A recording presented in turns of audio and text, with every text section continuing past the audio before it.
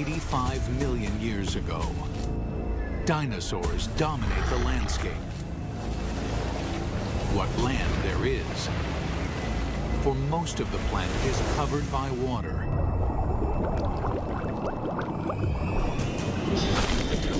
These vast oceans are a cauldron of violence, a world much more dangerous than the land above. This is the brutal world where an ultimate predator is born and bred. This mosasaur was the most dangerous creature in the most dangerous ocean ever. It's 45 feet long. It's the size of a Greyhound bus.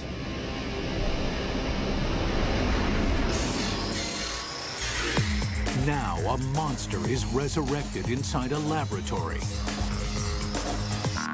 and its killing secrets revealed. This is a mosasaur, and this is a mega beast.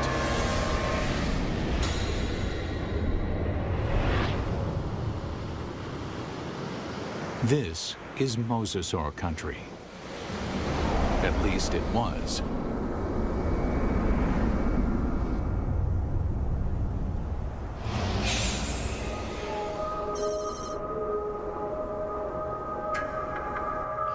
Where I'm standing would have been the bottom of the western interior sea about 85 million years ago.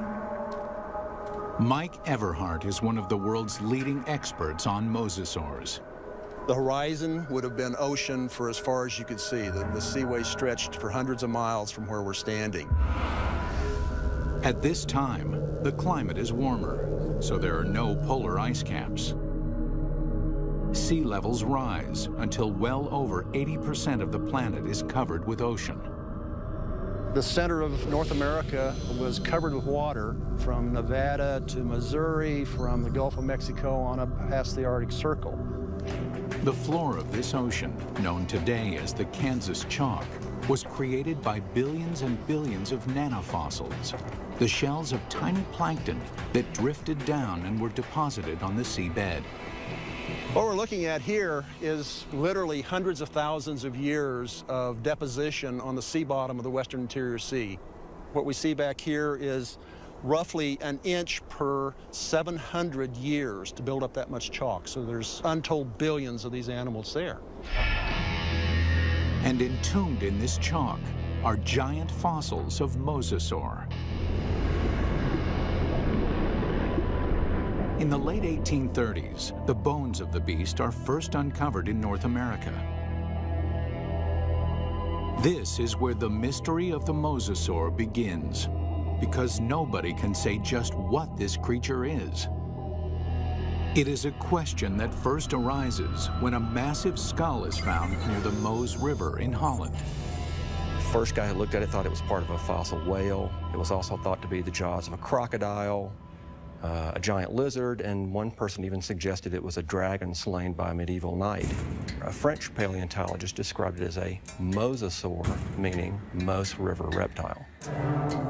Eventually, the American bones are matched up with the earlier fossil find in Europe and correctly identified as a mosasaur.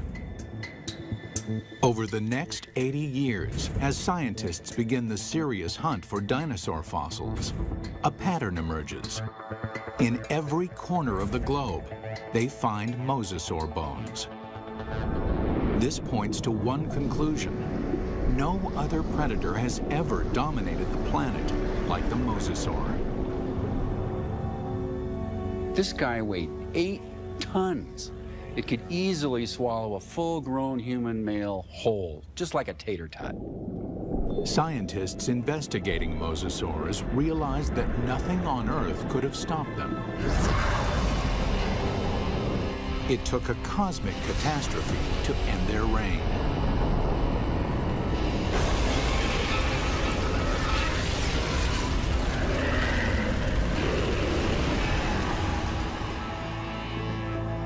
As scientists explore mosasaur evolution, their investigation yields a startling revelation. The ocean's top predator came from the land. These sea monsters began their journey as tiny lizards at the mercy of giant dinosaurs. How they became colossal mosasaurs remains a mystery. Until 1989, when a fossil hunter named Van Turner finds a very unusual skeleton. Turner takes the fossil to Mike Polson, a paleontologist at Southern Methodist University. When Van came across the first pieces of Dallosaurus, he immediately recognized it as some sort of mosasaur. Named Dallosaurus after its discovery in Dallas, Texas, the bones were pieced together. Then, scientists connect the dots. Dallosaurus is an interim form, a missing link between mosasaurs and the tiny terrestrial lizards that are their ancestors. The lizards, dubbed Aegialosaurs, face a constant threat from the larger, fiercer dinosaurs. They flee to the ocean. 3 million years later, they evolve into Dallosaurus. Their toes evolve into webbed feet, so they can no longer function on land. In the span of 6 million years, they grow from a small 3-foot lizard into the giant 50-foot mosasaur. The mosasaur's development demonstrates that even in evolution, timing is everything. Warm temperatures and shallow seas create an abundant food chain in the ocean. This is a perfect environment for animals to take to the water. But these life-giving seas can quickly turn deadly, even for mosasaurs. The competition is everywhere. Everything in the oceans then would have looked very strange to us today. All the fish seemed to have been armed with mouthfuls of teeth. It seemed like everything in that ocean was a predator and just built for killing things. Like Zephactinus, a bony fish that is armed with a mouth full of long, needle-like teeth. The plesiosaurs are marine reptiles and top predators for over 100 million years. They come in 2 lethal varieties. One deals death through speed and agility. The other is a behemoth, so mammoth, nothing dares challenge it. And of course, there are the sharks. These predators were around 100 million years before dinosaurs had ever roamed the earth. This is a tooth from a large shark that lived during this time, during the age of mosasaurs swam in this ocean. It's from a shark called Critoxorana mantelli, the Ginsu shark. And I called it that specifically because it's sliced and diced. The Ginsu is a giant shark. Reaching a length of 25 feet, it dwarfs any modern great white. This shark was literally able to bite through bone. We know that because we find pieces of mosasaur that have literally been severed from the bodies, swallowed, partially digested, and then regurgitated again. To survive, mosasaur had to change its land-based behavior, tearing out a place for itself at the very top of the food chain. But what allowed this creature to evolve into such a relentless killer? It's all in the bite. You'd probably be in shock after a bite like this.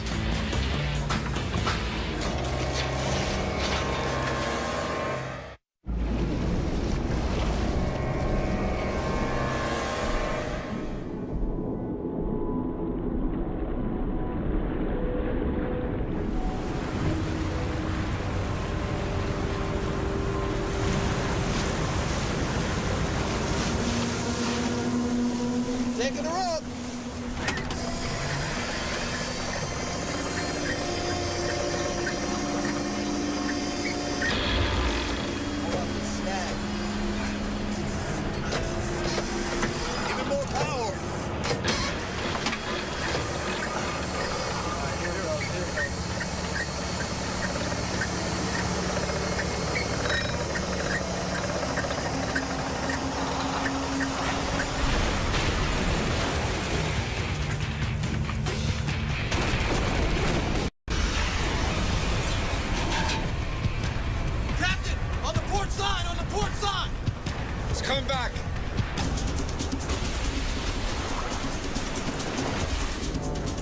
We humans got lucky.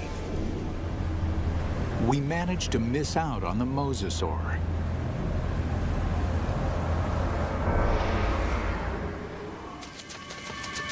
"95 million years ago, it is just a small lizard forced to flee into the ocean.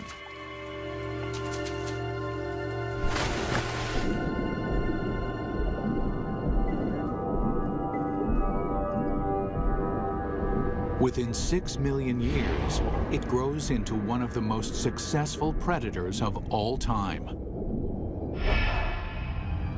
But what made the mosasaur such a monster killer?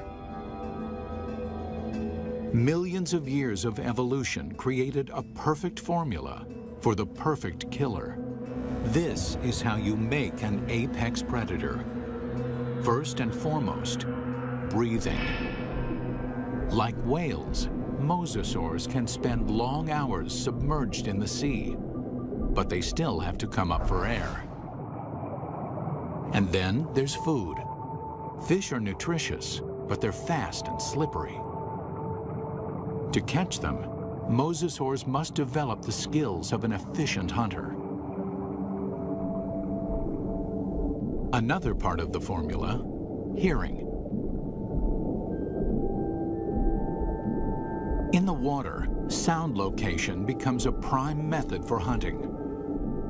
Mosasaurs modify their terrestrial ear into a super amplification system that makes sounds 38 times louder. In his studies of the mosasaur, paleontologist Dr. James Lamb has been able to reconstruct the creature's hearing mechanism. This little piece fits in this pit and moves back and forth.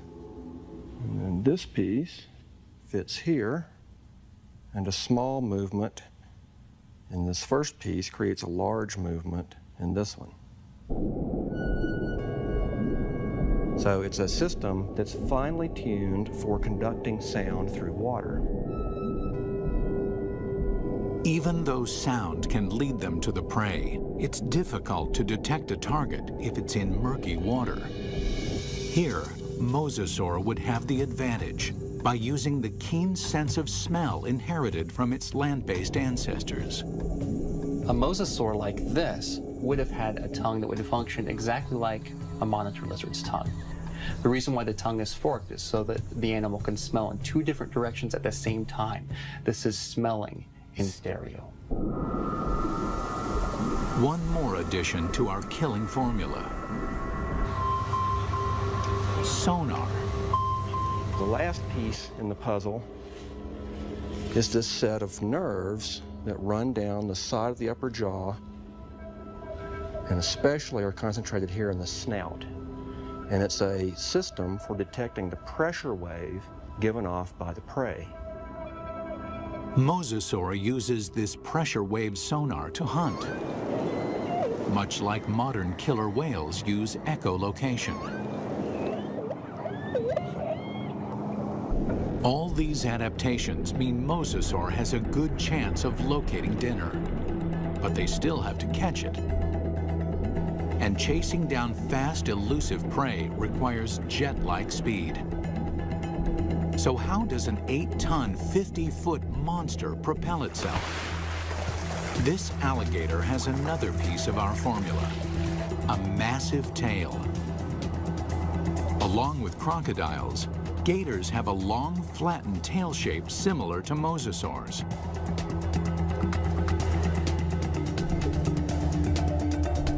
They use the whip-like action of their tails to move quickly through the water. One of the things you notice, first off, when you look at a mosasaur, is fully half the length is the tail. Mosasaurs retain their terrestrial lizard shape, except for the tail, which evolves from a round, snake-like shape into a wide, flat paddle. If you look at the vertebra on the tail, they have expanded bony struts top and bottom for the swimming organ that helps them swim. Using modern gators and crocs as a comparison, scientists estimate a mosasaur can reach a top speed of 30 miles an hour. Its whip-like tail is good for quick acceleration, but not sustained high-speed chases. Fish are built to swim fast and far. Mosasaurs won't win a marathon, so they have to strike quickly.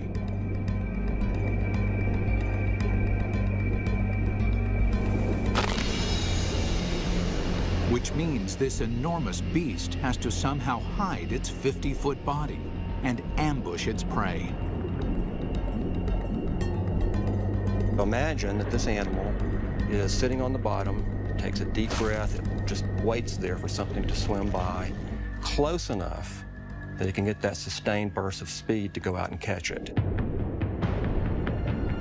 Speed and surprise are two critical elements. But mosasaurs also need agility. That's where the paddles come in. They propel themselves with the tail, they steer with the paddles. These paddles are short and strong, allowing this long lizard to corner on a dime. Like flaps on an airplane wing, the paddles create drag, which makes them turn. For mosasaurs to be successful underwater, there was one land-based trait they absolutely had to jettison: their sensitive inner ear. The inner ear controls a creature's sense of balance. For land-based predators, maintaining balance is critical. If they stumble, their prey escapes.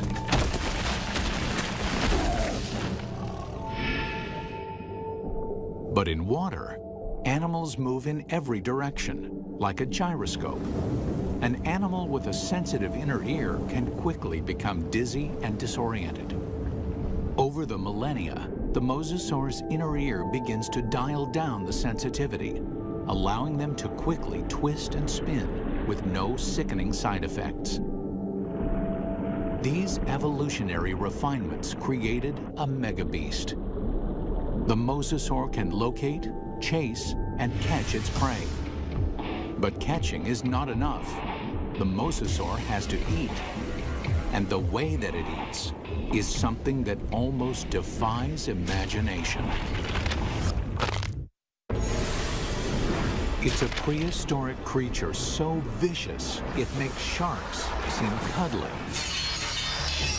With jaws like steel, it's large enough to swallow a human in one bite.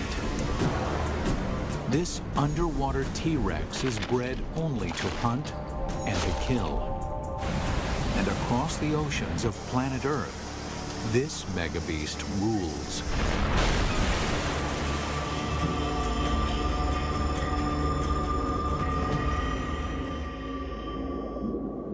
But 95 million years ago, mosasaurs had some serious competition from a familiar denizen of the deep, the shark.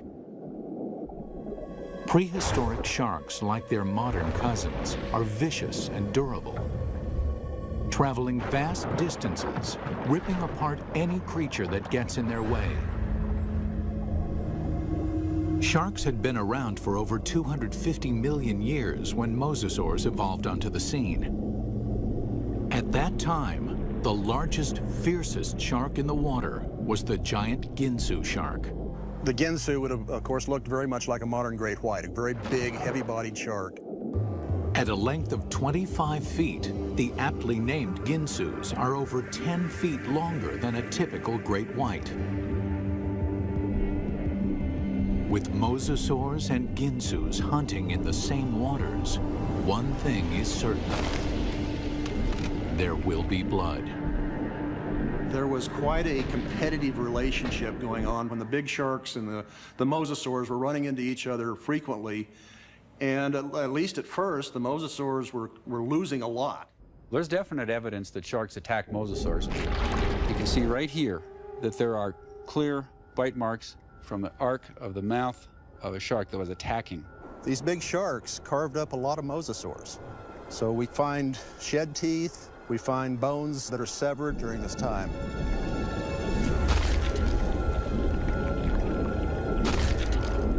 While an adult mosasaur can hold its own against a Ginsu, there are other mosasaurs. Mosasaur couldn't do any of that. So what they've done is to basically make a toothed conveyor belt to help sort of tractor the prey down its throat. You can look at mosasaur fossils, and you can look at modern analogs that have a skull that works in a broadly analogous way. But sometimes building a model tells you something you just can't find out any other way.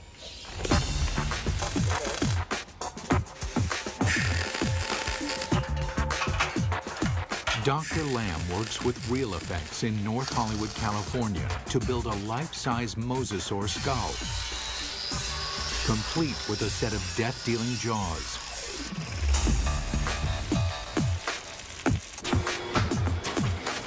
The massive steel jaws are powered by pneumatics instead of muscles and ligaments. Never thought I'd see a steel mosasaur skull, but this is very cool looking.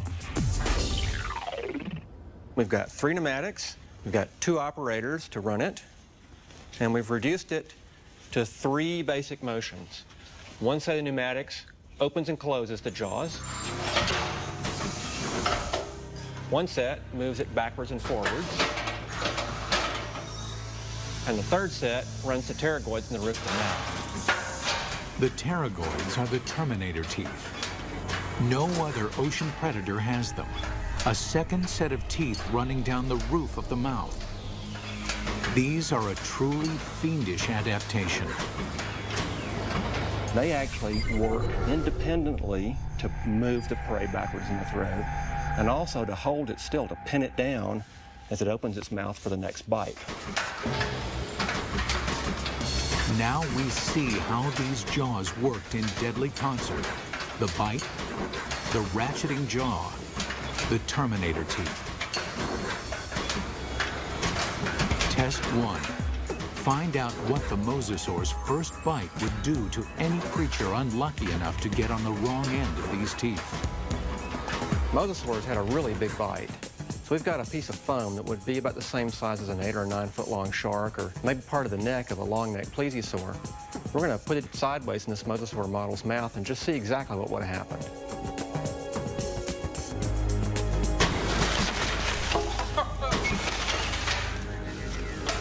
Well, that's going to leave a mark, isn't it?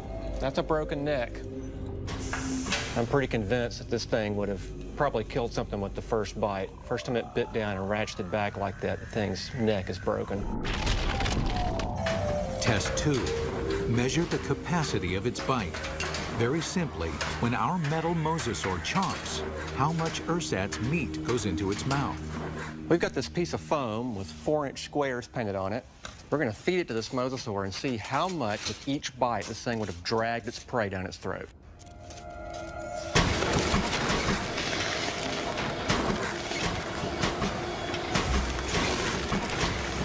In one bite, our mosasaur easily consumes 4 feet of flesh. That means this mosasaur could eat a 20-foot animal in 5 bites. Or an adult human in a single gulp. It's not just the size of the bite. Inside the mouth, the teeth are virtual meat hooks. Dr. Lamb demonstrates with a hunk of ballistics gel, which is similar in consistency to human flesh. If you put a piece of meat in the mouth, it can't move out because the tips of the teeth grab it like a fish hook. So we're just going to see if we can put this up here on these teeth. You can't come out this way because you're caught on these teeth. The only way you can really go is further into the mouth, which is really not the direction you want to be going. And let's just see what happens here.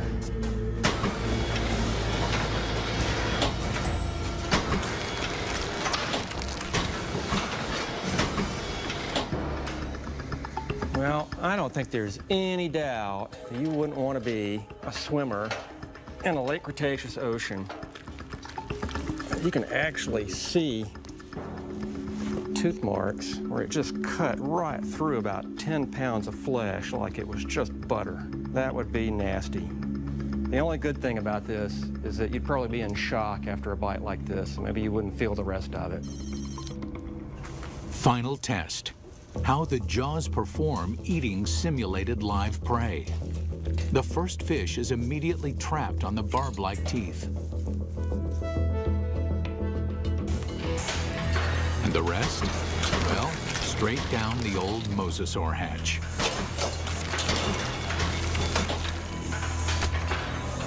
In 20 seconds, our captive mosasaur can eat 500 pounds of fish. Why? It doesn't bother to chew them.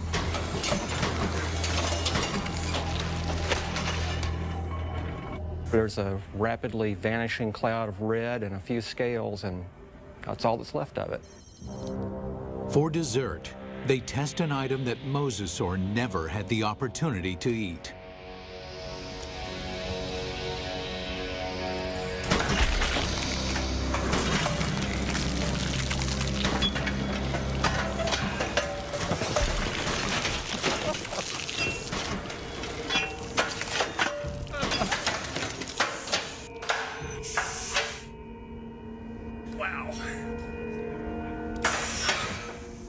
Well, I'm not sure what we learned by that, but that was quite satisfying.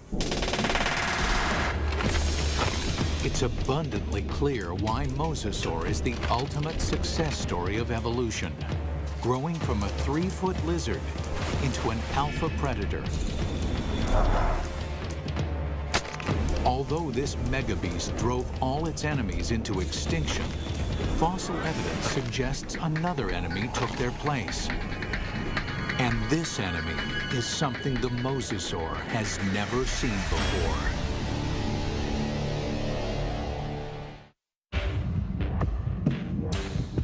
From its humble beginnings as a 3-foot lizard, the mosasaur evolved into the most dominant megabeast the world has ever seen. Nothing in the ocean can kill it, let alone live with it. But the threat may have come from another direction. What we're looking at here is what I would like to call a paleo crime scene. It's a very old cold case file. Scientists studying mosasaur fossils find evidence of attacks on these giant reptiles. There's a healed bite mark here, this raised ridge. There's a second puncture wound here with this lip of reactive healed bone around it. There are 2 marks up here on the top of the skull, and it probably killed the animal fairly quickly. What animal is vicious enough to attack the deadliest creature in the sea? And we can measure the distance between those bites, and we can marry it up with the jaw of another larger mosasaur, and the teeth fit perfectly into those holes. It makes perfect sense. The only thing mosasaur had to fear may have been mosasaur itself. Experts think that mosasaurs engaged in snout wrestling or face biting to establish dominance. We see really analogous behavior in modern saltwater crocs. Almost always the males, and they're defending a breeding or feeding territory.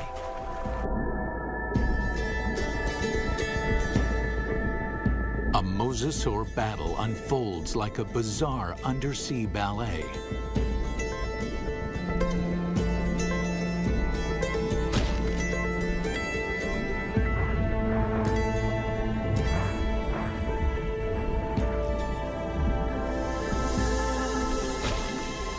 When one establishes dominance, the other gives up and swims away.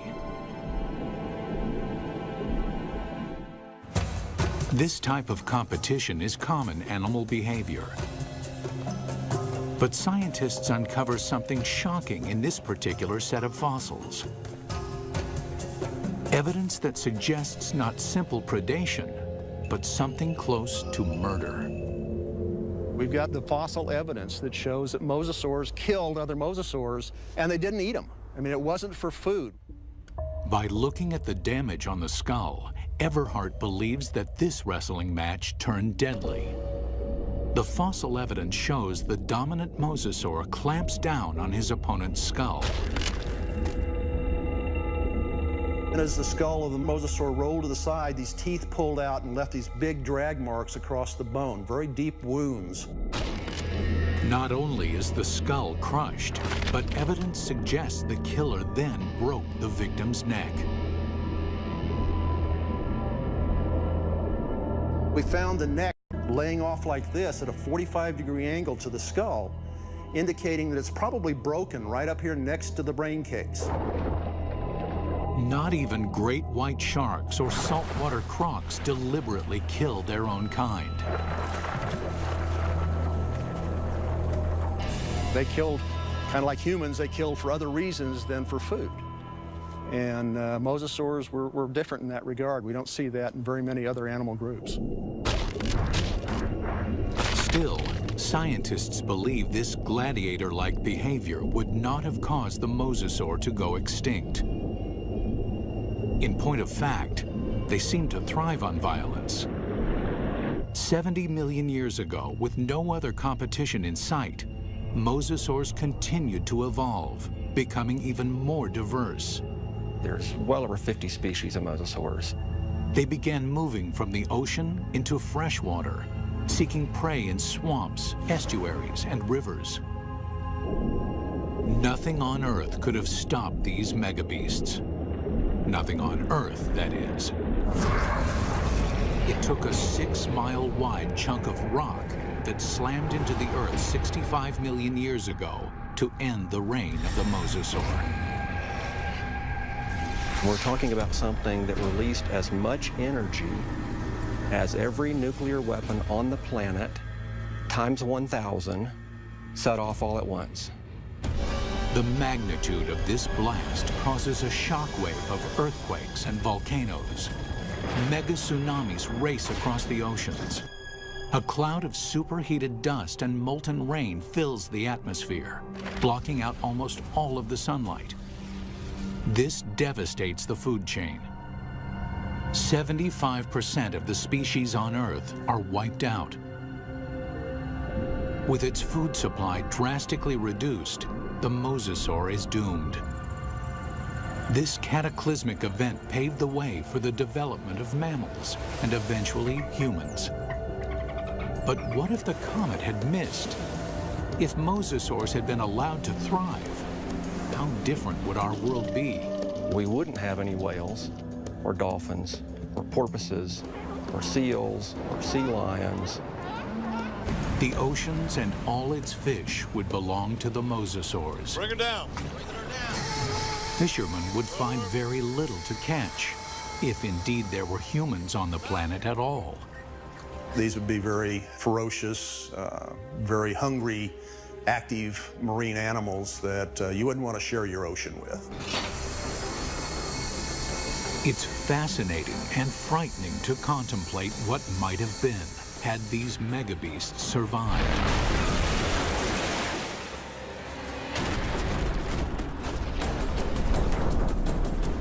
The oceans of the world patrolled by these giant killing machines, 50 feet long, with jaws the size of T-Rex. Always hungry, always waiting, just offshore.